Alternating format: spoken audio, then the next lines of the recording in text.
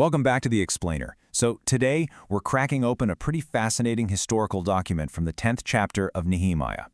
Now, I know it's incredibly easy to look at an ancient text like this and just, brush it off as some dusty religious ritual or a boring list of unpronounceable names. But honestly, if we do that, we miss out on one of the most profound psychological and social case studies in recorded history.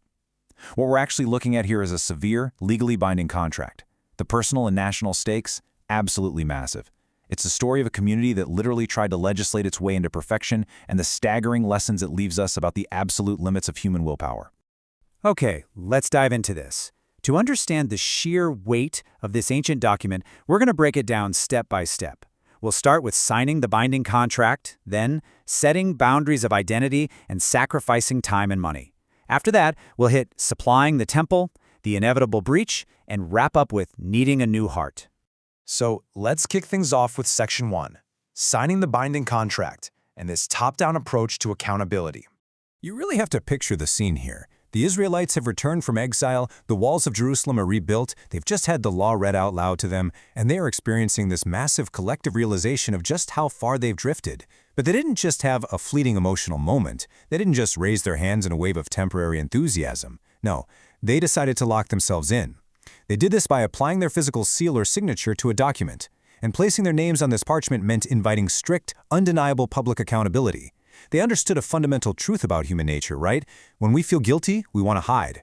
When we fail, we retreat. By putting their names on a public legal document, they were leaving permanent evidence against themselves if they ever broke the agreement. They were purposefully putting themselves under the microscope of their community because they knew that while one person might walk fast, a community walks far. And check out the specific order of the signatures. It starts right at the top with Nehemiah the governor. Then we get the priests, the Levites, the nobles and chiefs, and finally, the rest of the people. This brilliantly illustrates that true reform is about leaders taking responsibility by signing first. It's a top-down assumption of accountability, not just leaders barking orders from on high for everyone else to follow. Plus, many of these names actually represented entire families and clans. It was a multi-generational commitment, basically saying, from top to bottom, we are all in this together. And a quick side note, they only allowed those with knowledge and understanding to sign because, well, blind obedience isn't true obedience at all. Once the ink was dry, they got into the specific clauses, which brings us to Section 2, setting boundaries of identity, focusing on faith over feelings. They didn't just make a vague promise to be better people. They went right after the most difficult, specific areas of their lives, starting with marriage. They swore an oath not to give their daughters to the surrounding peoples or take foreign wives for their sons. Now, it's absolutely crucial to understand that this was not about racial segregation. The text explicitly states that anyone who separated themselves from the foreign cultures to follow God's law was totally welcome. The boundary was entirely spiritual. Contrast the modern view of marriage, which so often revolves around chasing a feeling, basically asking, does this feel right, with their ancient view. They asked a much harder question. Will this partner pull me away from God? You see, they had just returned from a devastating exile, and they clearly remembered the harsh lesson of King Solomon. His downfall didn't start with bad politics. It started with marrying outside the faith. That introduced idolatry into his home, and it eventually brought ruin to the whole nation. So they were drawing a hard, non-negotiable line to protect their spiritual identity. After drawing boundaries around their families, they moved to Section 3, sacrificing time and money, or the economics of the covenant. If you want to know what someone truly values, don't look at what they say, look at their calendar and their bank account. The Israelites knew this, so they took aim at the two things we hold most dear, our wallets and our clocks. The sheer economic reality of these rules is pretty staggering. They agreed to completely refuse any business on the Sabbath. Think about that for a second.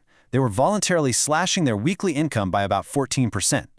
On top of that, they agreed to leave their agricultural land completely unplanted every 7th year and to totally forgive all debts owed to them in that exact same sabbatical year. This was not just some symbolic gesture. Obeying God required them to actively burn money, to pass up guaranteed profits, and to fundamentally trust that God was their ultimate provider, not their own relentless hustle.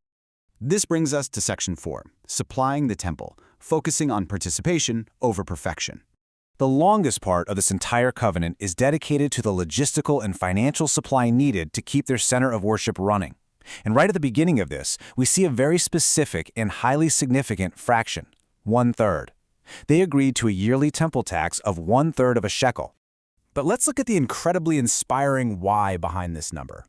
The original law, found way back in the book of Exodus, actually demanded a half shekel for the sanctuary. But the people standing here in Nehemiah's time, they were impoverished exiles. They had been slaves. Their wealth had literally been stripped away by foreign kings. Rather than using their poverty as an excuse to just give nothing or forcing a heavy burden that only the ultra-rich could afford, they voluntarily lowered the mandate to 1/3 of a shekel. They adapted the rule because they valued universal community participation way more than the raw financial amount. It was a beautiful declaration that every single person, no matter how poor, was a vital, needed part of the community. And they went really deep into the details to make this work. They brought the absolute first fruits of their crops, giving God the very best, not just the leftovers. They donated the firstborn of their livestock. Interestingly, the law never actually specified how to get wood for the altar fires, so they literally cast lots to create a wood-gathering schedule. Because, as it turns out, even the most intense spiritual devotion still requires a solid administrative schedule to actually get off the ground.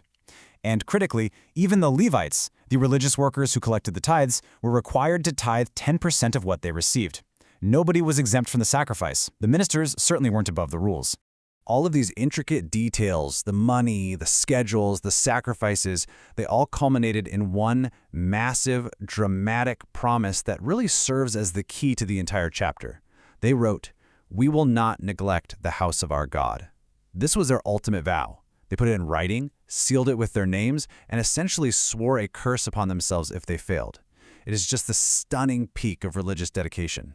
But history doesn't stop at chapter 10, and this is where our explainer takes a pretty devastating turn. We have to look at section 5, the inevitable breach, and the tragedy of chapter 13.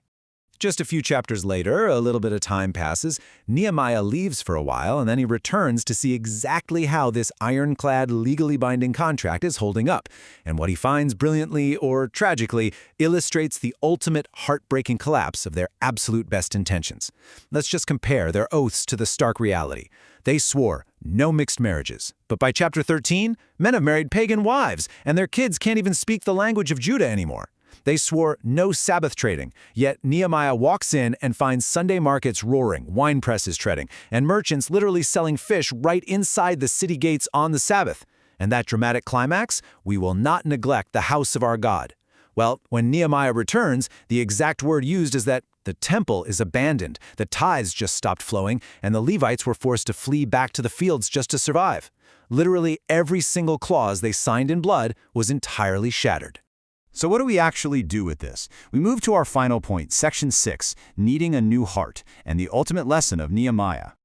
Look, this historical record wasn't preserved just to depress us.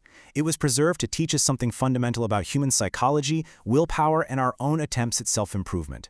The overwhelming conclusion here is this: signatures cannot guarantee a kept covenant. The Israelites in Nehemiah 10 made the most sincere, legally binding, meticulously planned effort in history to reform themselves. They did absolutely everything right on paper. But humans can sign a document with the best intentions. What we cannot do is sign ourselves a new heart.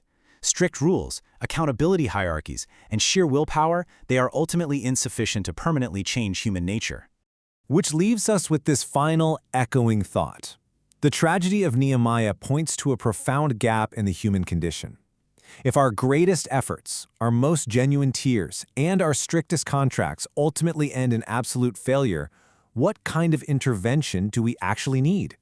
It suggests that what we need isn't just a better set of rules or a more rigorous daily schedule, but a fundamental internal transformation, a completely new heart.